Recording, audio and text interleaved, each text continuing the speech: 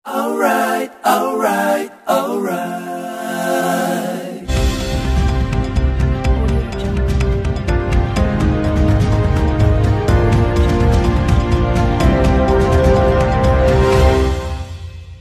Pero bakit? 'Di ba? Bakit biglang napunta kay Chis Escudero? Kasi nga ganito ho, ang kinuwento ko sa inyo, marami ho sa mga senador ay hindi ho masaya. Hindi ho sila masaya sa pamumuno ni Zubiri. Una, sabi, di umano ng aking mga sources sa palipaligid, lalo na dyan sa Senado, sabi, si Zubiri daw po kasi ay parang merong sariling grupo, yung kanyang 7. Diba? May sarili siyang grupo na naiitsapwera yung iba. Kasi alam nyo, ito ang optics dyan sa Senado. Para sa mga hindi nakakaalam, ito alam mo ng iba to eh. Yung Kamara, madaling impluwensyahan ho yan ng presidente. Pero ang mga senador, hindi ganun kadali. Kasi marami naman po dyan ang nanalo ng hindi naman kaalyado ng presidente. Marami naman nanalo dyan na kayang manalo without the influence of the president. Di ba ho?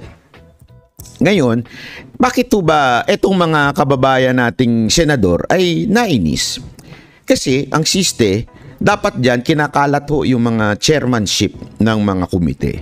Kinakalat ho yung responsibilidad, lahat ho kinakalat.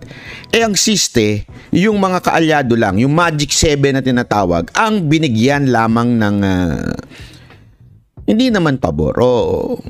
Parang yun lang ang iniitsipwera iba.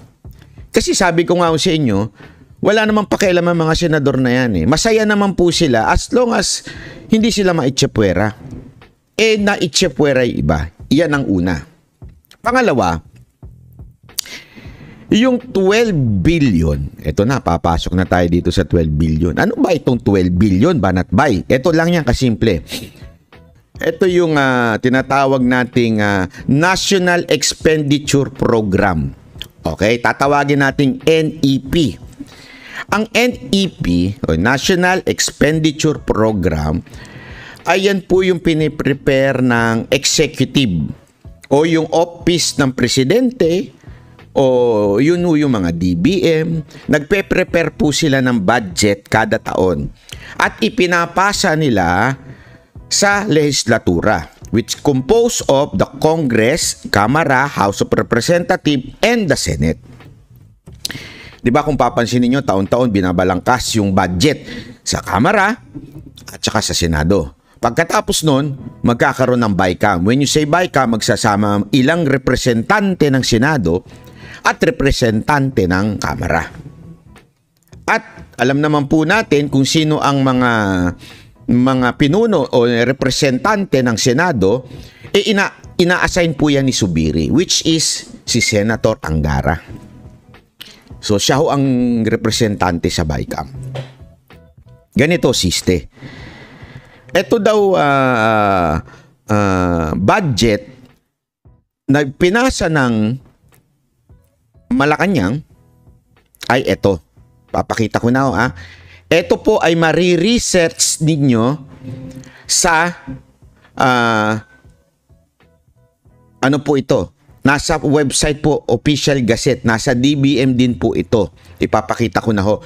Pwede nyo hong i-google. Ito ho'y public document. Ayan po yan. Kung makikita ninyo dyan, sandali Kung makikita ninyo dyan, sandali.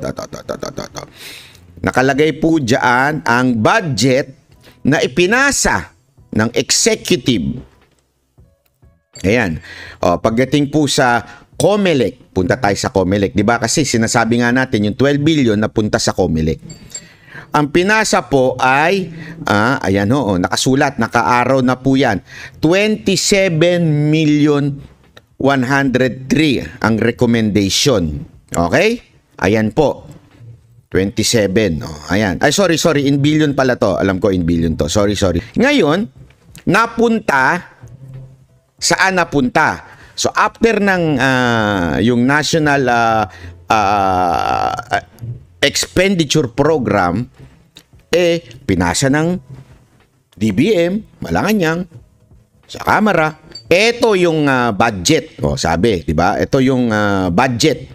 Tapos, ang lumabas, itinapos o binalangkas ng Kamara, okay, na gagawing batas na kasama ng Senado, dumaan sa BICAM, na ang representante ng BICAM ng Senado ay walang iba kung hindi si Angara, na tao ni Zubiri.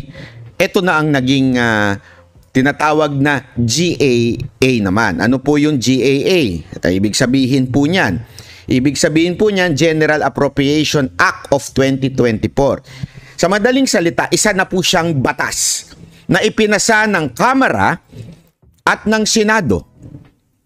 Na supposedly, ang amount lang doon sa unang proposal ay, ilan ho yan? 27. Ngayon, kasi in billions to so kasi para lumiit na lang yung pagkasulat. Nung napasa na sa GAA, eto na po yun. Ayan, malinaw po. Naging, ayan, nakasulat na ho dyan. Naging 40 billion. Okay? Sa madaling salita, mga kababayan, yung 12 million ay nadagdag sa COMELEC. Nagigets ninyo? So from 27 billion, nung pinasa ng Malacanang, Kamara, ginawa ng Kamara, dinagdagan ng 12 billion ang COMELEC, inaprubahan ni Senator Angara, siyempre, sa pamamagitan ng utos ng Senado na Senate President ay si Zubiri. Pinahintulutan niya ito. Pinayagan niya na madagdagan ng 12 billion. Saan napunta? Ulitin natin Hindi po natin sinasabing binulsa. Hindi po nila mabubulsa yan. Taon-taon na po yan na talagang, kunwari, pag-uusapan yung budget, may babawasan, may dadagdagan.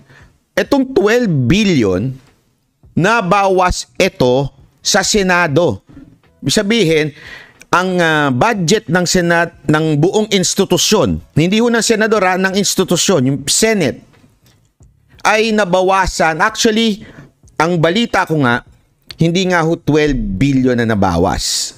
15 billion talaga. Okay? Although haka-haka pa lang yun, mahirap na. Magadun tayo, di ba? Although pag tatanungin nyo yung ibang mga senador, alam nila yan. 15 billion talaga. So, yung 3 billion, hindi nila alam kung saan napunta. At hindi pa mahanap. Kung saan man yun, hindi natin alam. Basta, ang balita ko, may magre-retire. Hindi natin alam. Hanapin nyo na lang yun. I-google ninyo kung sino yung magre-retire. Yung 12 billion napunta sa budget ng COMELEC na hindi naman hinihingi ng COMELEC. Hindi ho ito hinihingi ng COMELEC. Bakit? Sapat na po kasi yung budget nila para sa eleksyon. Okay? Na ang budget po nung eleksyon ay sapat na. Bakit nadagdagan ng 12 billion? At bakit pinayagan ni Zubiri na malagyan ng 12 billion? Yung COMELEC. Ito siste. Ito siste. Siyempre, kung ikaw senador, alam naman natin, halimbawa lang ito kunwari, ang senador, meron silang, ang Senate, meron hong budget na, halimbawa lang, 24 billion, which is yun talaga ang kadalasang ipinapasang budget po ng Senado. Nabawasan sila di umano ng 15. Although, kasi yung 15, hindi ko makita yung 3 billion kung saan napunta, bulong-bulungan pa lang yun na bakit nabawasan ng 15. Pero let's just stick to the 12 billion. Nabawasan ng 12 billion. So 24 yun Usually, tabu itong usapan na ito kasi budget ito So may tigi 1 billion ng mga senador para sa kanilang mga pet project, pet program o kung anumang program yan. May ganyan na mga senador. Oh. Siyempre, nabawasan ng 12 billion na hindi naman sinang-ayunan ng karamihan ng senador. Nagigets nyo? Siyempre, sandali, ano ito? Bakit ganun? Di ba? Siyempre, magtataka iba. Oh. Siyempre, pag binawasan mo yung buong institusyon, mababawasan bawat senador, yung kanila mga pet project. Again, uulitin natin. Lilinawin ko, hindi po ito binubulsa ng senador, ha? Hindi po ito binulsa ni dating Senate President Zubiri. Hindi ganon. Okay?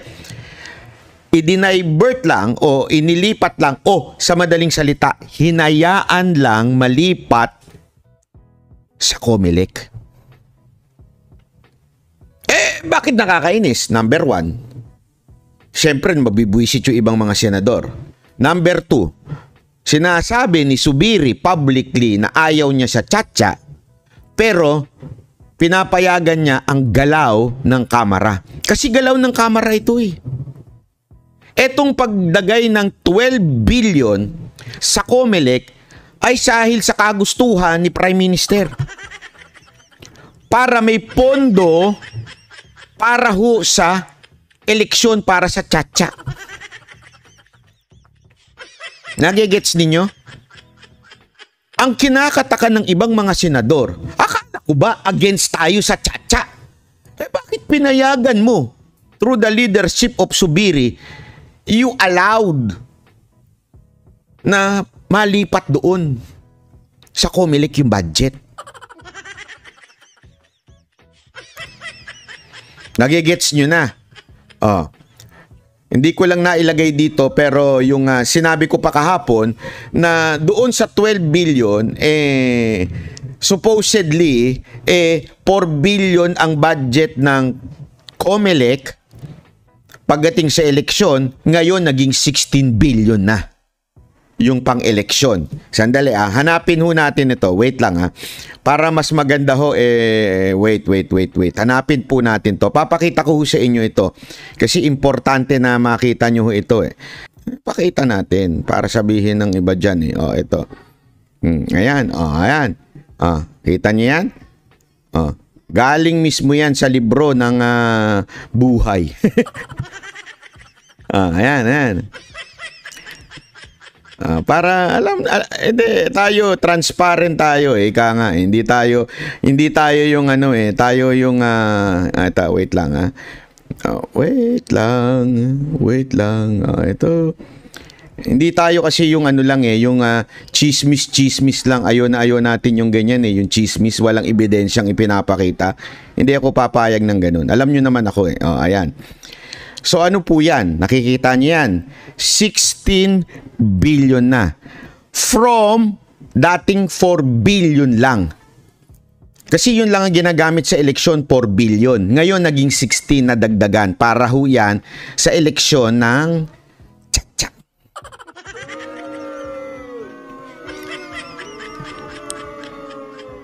So isang malaking kasinungalingan yung sinasabi ng ilan dyan na todo depensa sila ngayon na kaya kami natanggal, kaya dahil galaw ito ng Malacanang.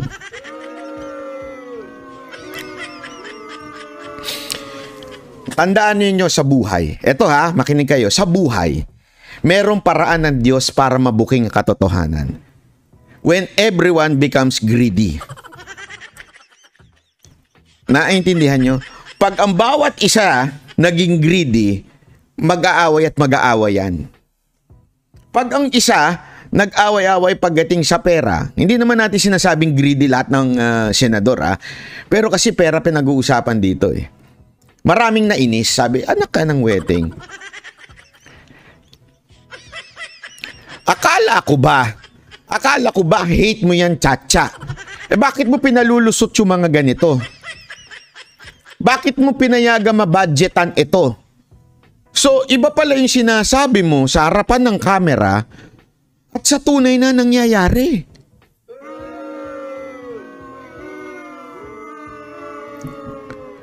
Ganun ang siste. Kaya maraming nainis. Maraming nagalit. At kaya nga kung papansinin ninyo, eto first evidence, kung talaga bagang galaw ng Malacanang, dapat si Jinggoy ang nilagay dyan. Pangalawa, kung galaw ng Malacanang yan at sinasabi mo na hindi ka kasi sumunod sa utos, bakit hanggang ngayon, ipapakita ko sa inyo, ang may mga hawak pa rin ng chairmanship ay si Bato pa rin. Same pa rin, hindi nagbago. Ibig sabihin, tuloy ang PDEA hearing, tuloy si Bato bilang head nung committee na yon. So, yung argumento mo na hindi ka sumunod ay isang katarantaduhan.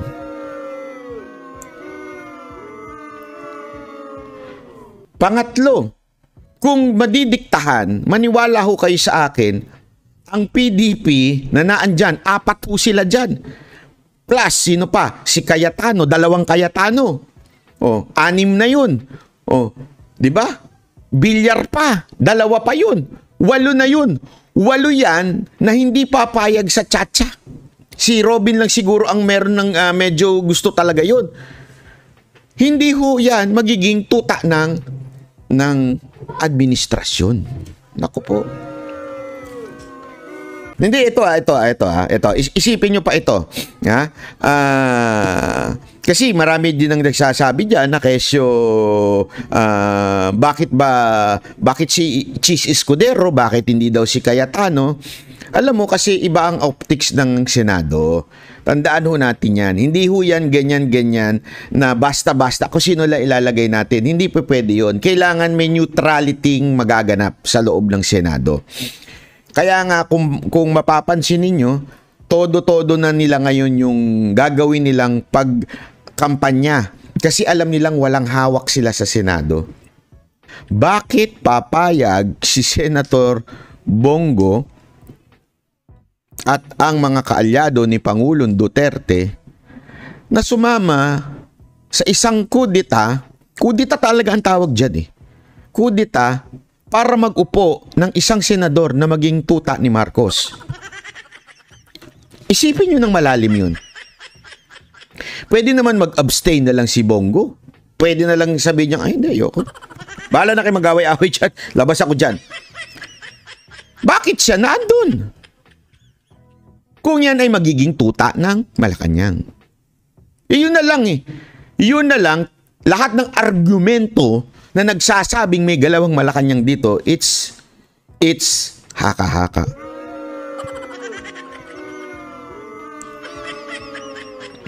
Ngayon, pinakitaan ko kayo ng ebidensya.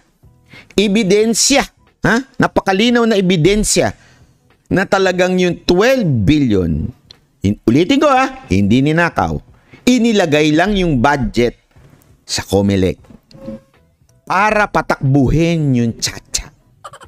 Na kinainisan ng karamihan ng anti-tsa-tsa doon sa Senado. Nabuisit sila, anti-tsa-tsa tayo nakanantutsa. Bakit bigla mong binigyan o inalaw magka-budget ang COMELEC for tsa-tsa?